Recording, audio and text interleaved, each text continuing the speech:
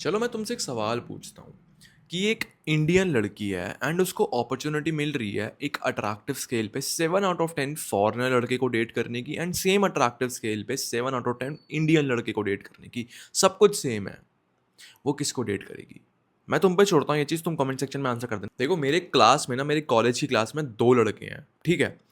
And दोनों ना they pretty much same, same background है एंड सेम नाम है उनका।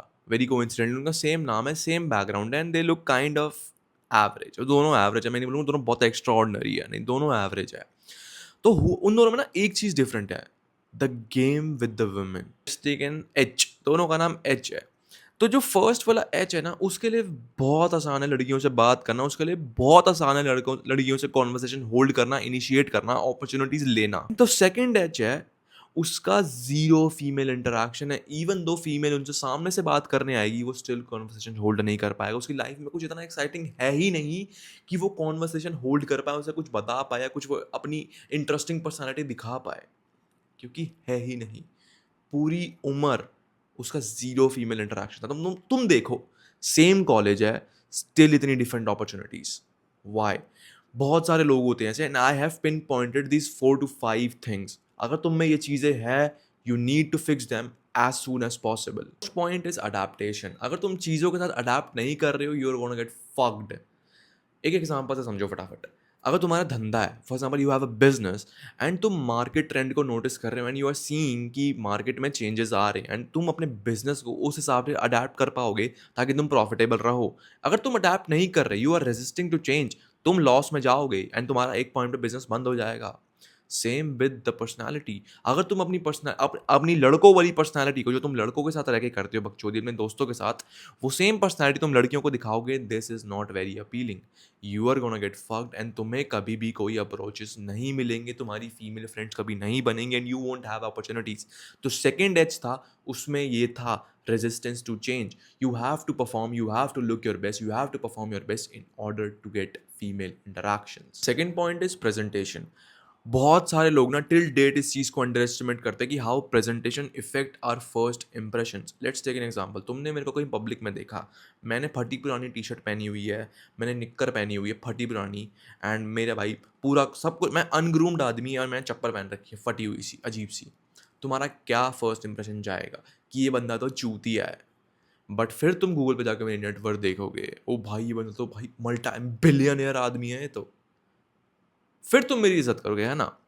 बट अगर वही मैं एक ब्रोक आदमी हूँ एंड मैंने भाई प्रॉपर रैल्फ लॉरेन का रेंटेड टक्सीडो पहना हुआ, तुम्हें क्या लगेगा? भाई ये बंदा तो कुछ है, ये इसके नाम पे तो 10 कंपनी तो होगी ही होगी, है ना?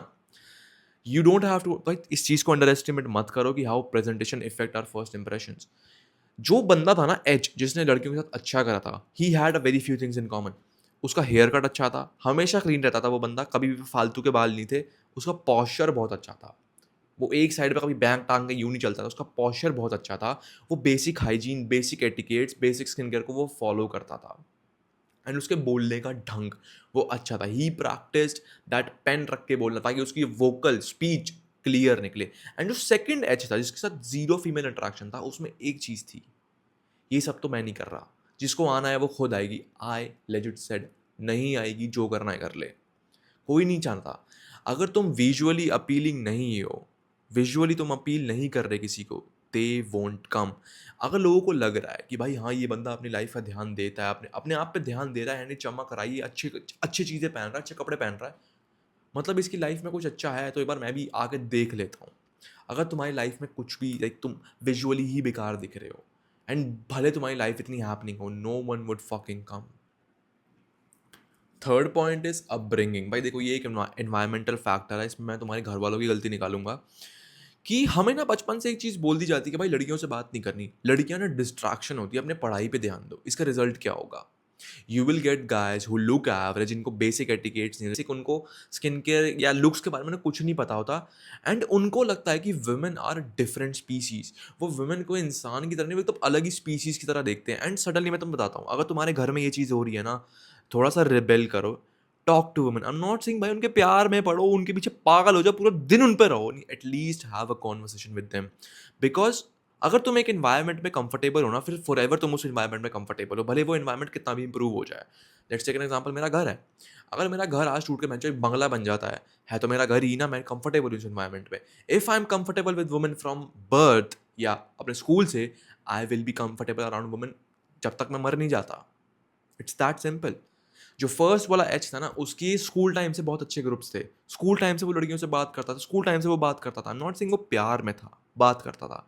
एंड सेकंड वाला, of course the family intervened, नहीं करनी बात लड़कों से, नहीं लड़कियों से नहीं करनी बात।